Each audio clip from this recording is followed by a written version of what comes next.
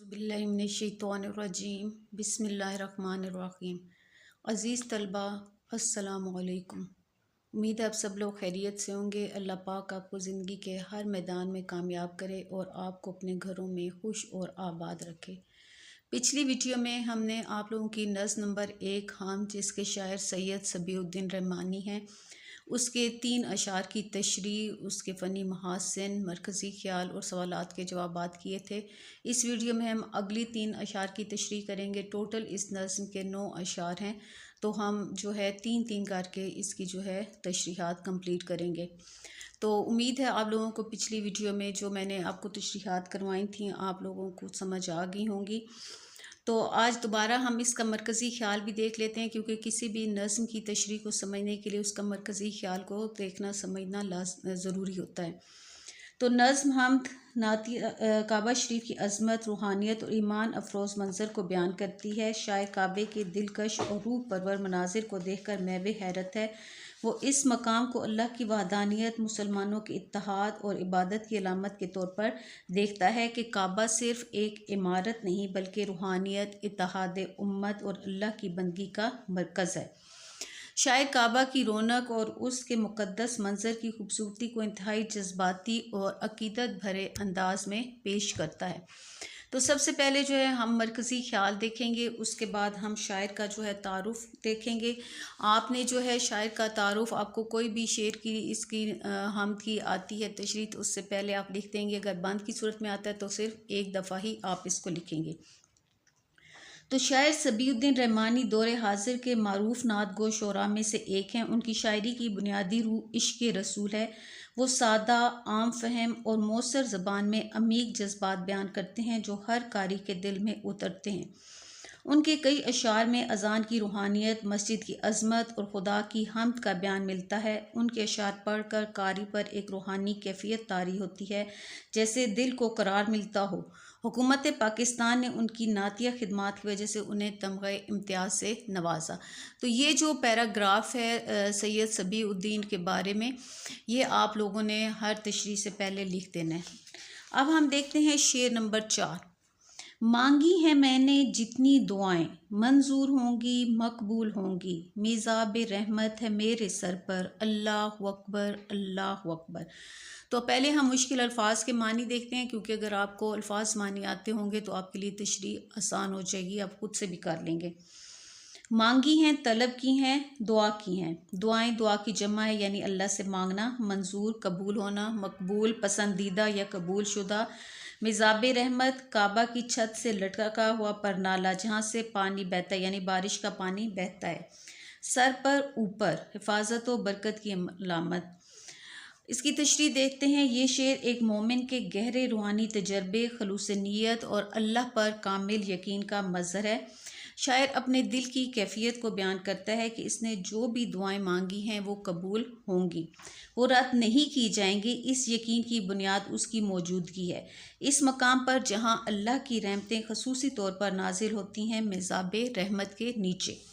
पहले मिसरे में शायर ने अपनी तमाम दुआओं की कबूलियत का पुख्ता यकीन ज़ाहिर किया है। यहाँ मंजूर और मकबूल दो मुख्तलिफ अल्फाज इस्तेमाल किए गए हैं, लेकिन दोनों का ताल्लुक दुआ की कबूलियत से है। मंजूर का मतलब है अल्लाह के दरबार में कबूल होना और मकबूल का मतलब है पसंदीदा होना, यानी अल्लाह ताला ने उनको अपनी रज़ा के साथ कबूल कर लिया है। ये ईमान की मजबूती और दुआ के असर पर एतमाद का इजहार है। शायर अल्लाह के हजूर आजिज़ी से गड़गड़ा कर जो दुआएं मांग चुका है, अब उन्हें वो रद्द होने वाली नहीं समझता, क्योंकि उसे अपने खालिक की रहमत पर मुकम्मल भरोसा है। दूसरे मिसरे में मिज़ाब रहमत दरअसल खाना काबा की छत पर लगा हुआ वो परनाला है जिससे बारिश का पानी नीचे गिरता है। इस मकाम को मुसलमान इंतहाई बाबरकत और मकाम रहमत समझते हैं। रवायत है कि जो शख्स मिज़ाब रहमत के नीचे दुआ करता है उसकी दुआ कबूल हो जाती है। लिहाजा शायर कह रहा है कि वो इस वक्त मिज़ाब रहमत के नीचे खड़ा है, यानी ऐसी जगह जहां अल्लाह की ख़ास रहमत नाजिल होती है। वो बराह रास्त अल्लाह की रहमत के नीचे है, यानी दुआ की कबूलियत का सबसे आला मकाम उसे मुयस्सर है। इस कैफियत में शायर अल्लाह की अज़मत को तस्लीम करते हुए बेख्तियार पुकार उठता है, अल्लाहु अकबर, अल्लाहु अकबर। ये जुमला ना सिर्फ अल्लाह की बड़ाई का ऐलान है बल्कि दिल के जोश, शुक्र, जज्बाती तहारत और अकीदत का इजहार भी है। ये शेर महज अल्फाज का मजमुआ नहीं बल्कि एक मोमिन की सच्ची, पुरयकीन और रूहानी कैफियत की अक्कासी है। बकौल अहमद नदीम कासमी, खुदा के नाम पे देते हैं सब दुआएं मगर कबूल वही होती है जो दिल से निकली हो। हवाले शेर है ये इसका, आप हवाले शेर भी इसका लाजमी किया करें। अब हम देखते हैं इसके अदबी व फ़नी महासिन। तशबीह, मिज़ाब रहमत को अल्लाह की रहमत के बहाव से तशबीह दी गई है। तकरार यानी अल्लाह अकबर की तकरार से जज्बात की शिद्दत ज़ाहिर हो रही है। ये हर शेर में जो है ये तकरार का अल्लाह अकबर जो है ये इसका फ़नी महासिन है में से है। हुस्न यकीन, शायर को अपने रब पर मुकम्मल यकीन है कि उसकी दुआएं कबूल होंगी। अब इस शेर के सवालात के जवाबात देख लेते हैं। शायर ने कौन सी जगह का जिक्र किया है? शायर ने मिज़ाब रहमत का जिक्र किया है जो खाना काबा की छत पर मौजूद एक परनाला है जहाँ से बारिश का पानी बहता है और उसे रहमत का ज़रिया समझा जाता है। शायर को अपनी दुआओं के मुतल्लिक क्या यकीन है? शायर को यकीन है कि उसकी तमाम दुआएं मंजूर और कबूल होंगी। अल्लाह अकबर कहने से शायर के दिल की क्या कैफियत ज़ाहिर होती है? शायर के दिल में अकीदत, खुशी, शुक्र और अल्लाह की अज़मत का शदीद एहसास मौजूद है। वो अल्लाह के करीब होने की कैफियत से सरशार है। ये वाला जो सवाल है ये आपको हर शेर में आ सकता है क्योंकि हर शेर में अल्लाह अकबर की तकरार हुई है। शायर ने दुआओं की कबूलियत को किस चीज़ से जोड़ा है? शायर ने दुआओं की कबूलियत को मिज़ाब रहमत के नीचे होने से जोड़ा है, यानी वो जगह दुआ की कबूलियत के लिए बहुत बाबरकत है। इस शेर का मरकज़ी ख्याल लिखें। आपको जो भी तशरीह आएगी उसका ये एक सवाल जो होता है अक्सर लाजमी होता है कि शेर का मरकज़ी ख्याल लिखें। अल्लाह की रहमत की उम्मीद और दुआ की कबूलियत पर यकीन शायर ईमान और अकीदत के जज्बे से सरशार है और काबा के करीब होने को अपनी दुआओं की कबूलियत की अलामत समझता है। तो ये थे शेर नंबर 4 की तशरीह, उसके फ़नी महासिन और उसके सवालात के जवाबात। अब देखते हैं शेर नंबर 5। हैरत से ख़ुद को कभी देखता हूँ और देखता हूँ कभी मैं हरम को, कि लाया कहाँ मुझको मेरा मुकद्दर, अल्लाह अकबर, अल्लाह अकबर। हैरत का मतलब होता है ताज्जुब, हैरान होना या शशदर होना। हरम खाना काबा मुसलमानों का किबला, मक्का मुकरमा में अल्लाह का घर। मुकद्दर कहते हैं किस्मत नसीब को। अल्लाह अकबर, अल्लाह सबसे बड़ा है, ये तकबीर है। इसमें भी आप पहले जो है शायर जो है उनका सबीउद्दीन रहमानी का जो है मैंने आप लोगों को बताया था तारुफ, वो आपने लिख देना है। ये शेर हज्जो उम्रा के रूहानी जज्बात की अक्कासी करता है। शायर एक हाजी की कैफियत को बयान कर रहा है जो ख़ुद को खाना काबा के सामने देखकर हैरान व शशदर रह जाता है। शायर इस हालत जज्बा व मस्ती को नहायत मौसर अंदाज में बयान करता है। शायर अपनी ज़ात को हैरत से देख रहा है। इसका मतलब है कि वो सोचता है कि मैं तो एक गुनाहगार, कमज़ोर और नातवां इंसान हूँ। मैं कहाँ और ये सादत कहाँ।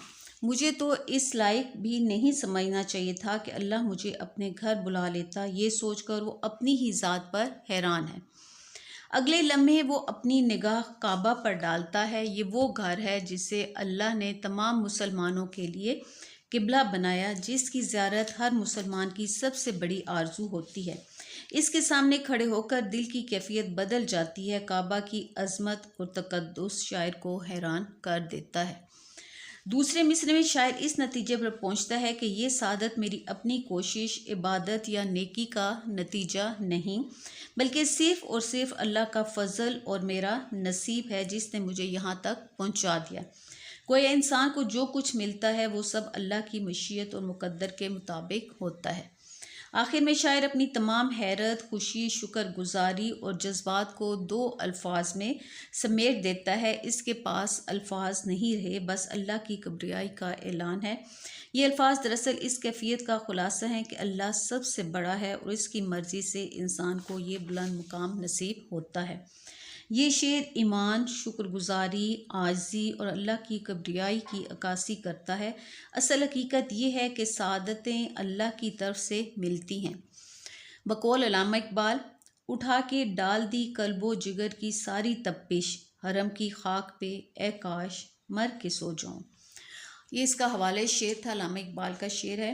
अब इसके अदबी और फ़नी महासिन देखते हैं। तकरार का हुस्न, देखता हूँ और अल्लाह अकबर की तकरार जज्बात की शिद्दत ज़ाहिर करती है। बहरो वज़न, ये शेर गज़ल या हमद के रवायती वज़न में कहा गया है, रवानगी और नगमगी रखता है। सलासत और रवानी, मुश्किल अल्फाज से परहेज़, सीधा लेकिन पुर असर असलूब। रूहानी कैफियत, शेर का कमाल ये है कि पढ़ने वाला भी इस कैफियत में चला जाता है जैसे वो खुद खाना काबा के सामने मौजूद हो। तज़ाद, खुद को देखना और हरम को देखना दो तज़ाद मंजर पेश करते हैं। अब इसके सवालात के जवाबात देखते हैं। शायर हैरान क्यों है? शायर इसलिए हैरान है कि वो खुद को इस लायक नहीं समझता था कि अल्लाह ने उसे अपने घर हरम तक बुला लिया। गुनाहगार होने के बावजूद वो खाना काबा में मौजूद है। शायर के नज़दीक हरम तक पहुंचना किसका नतीजा है? शायर के नज़दीक ये उसकी अपनी कोशिश नहीं बल्कि अल्लाह के फजल और उसके मुकद्दर का नतीजा है। अल्लाह अकबर के अल्फाज यहाँ किस कैफियत को ज़ाहिर करते हैं? हैरत, शुक्रगुजारी और अल्लाह की किबरियाई का ऐलान। इस शेर का मरकज़ी ख्याल क्या है? इंसान की असल कामयाबियाँ अल्लाह की मशीयत और फजल से मिलती हैं, अपनी ज़ात पर नाज़ा नहीं होना चाहिए। तो ये थी शेर नंबर 5 की तशरीह, उसके फ़नी महासिन और सवालात के जवाबात। अब देखते हैं शेर नंबर 6। याद आ गई जब अपनी ख़ताएँ, अश्कों में ढलने लगी इल्तिजाएँ, रोया ग़िलाफ़े काबा पकड़कर, अल्लाह अकबर अल्लाह अकबर। ख़ताएँ, गलतियाँ, गुनाह, कोताहियाँ, अश्क, आंसू, इल्तिजाएँ, दुआएँ, दरख्वास्तें, आरज़ुएँ, गरिया उज़ारी यानी रोना धोना। ग़िलाफ़े काबा, खाना काबा का वो कपड़ा जो इसे ढांपने के लिए चढ़ाया जाता है। इस शेर में शायर अपने दिल की कैफियत को नहायत सादा मगर दिल गुदाज अंदाज में बयान करता है।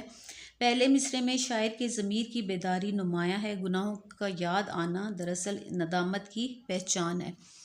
इंसान जब तक गफलत की नींद में होता है उसे अपनी ख़ताओं का एहसास नहीं होता, लेकिन जब अल्लाह की अज़मत दिल पर तारी होती है और बंदा अपने नफ्स का मुहासबा करे तो अपनी कोताहियाँ एक बोझ की सूरत में याद आने लगती हैं। शायर ने दुआ और आंसू को एक दूसरे में यूं परो दिया है कि दुआएं ज़ुबान से कम और आंखों के पानी से ज़्यादा अदा हो रही हैं। इस तरकीब में नहायत मौसर मंजर कशी की गई है कि दिल के जज्बात अश्कों की शक्ल में बह निकलें और वही आंसू दुआ की ज़ुबान बन जाएं, गोया आंखों का पानी ही फरियाद है।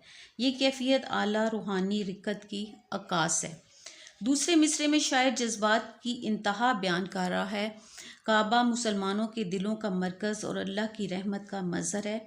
इसके ग़िलाफ़ को थाम कर गरियोज़ारी करना आजिज़ी और बंदगी की इंतहा है।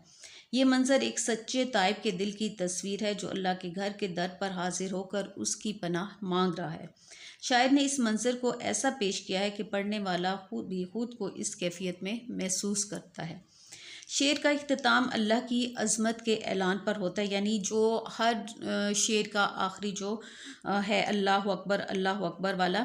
तो इस तकरार में एक वजदानी कैफियत है। आंसुओं और दुआ के बाद बंदा जब अल्लाह की किबरियाई का इकरार करता है तो गोया वो अपनी बंदगी और नदामत को अल्लाह की शान किबरियाई के सामने सुपुर्द कर देता है। यहाँ सोती हुस्न भी है क्योंकि अल्लाह अकबर की आवाज़ शेर को रूहानी बुलंदी अता करती है।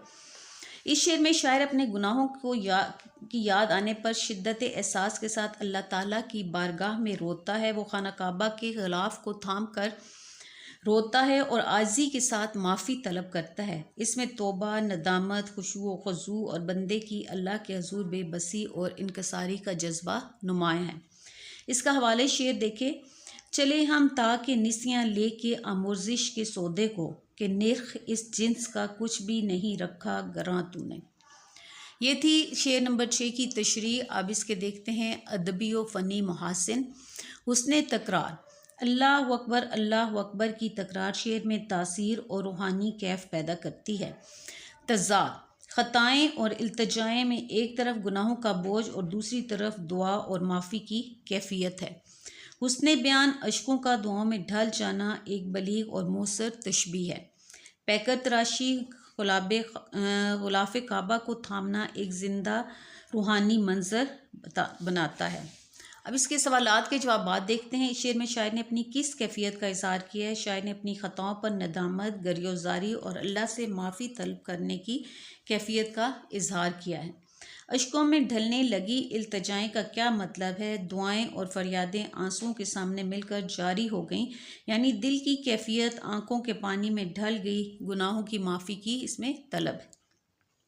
ग़िलाफ़े काबा पकड़ने की क्या अहमियत है? ये आज़ी, इनकसारी, अल्लाह की पनाह मांगने और दुआ की कबूलियत का अलामती इजहार है। इस शेर का मरकज़ी मौजू या मरकज़ी ख्याल क्या है? तौबा, नदामत और अल्लाह की अज़मत के सामने बंदे की आज़ी, बेबसी और इनकसारी का जज्बा इस शेर में नुमाया है, यानी वो इसका मरकज़ी ख्याल है। तो ये थी शेर नंबर 4, 5 और 6 की तशरीह, उसके अदबी व फ़नी महासिन और सवालात के जवाबात। उम्मीद है आप लोगों को समझ आ गई होगी। अगर किसी बच्चे को कुछ समझ ना आए तो कमेंट सेक्शन में मुझसे पूछ सकता है। अगर आप मेरे चैनल पर नए हैं तो मेरे चैनल को लाइक करें, सब्सक्राइब करें और अपने दोस्तों में शेयर भी करें और एक अच्छा सा कमेंट लाजमी कर दिया करें।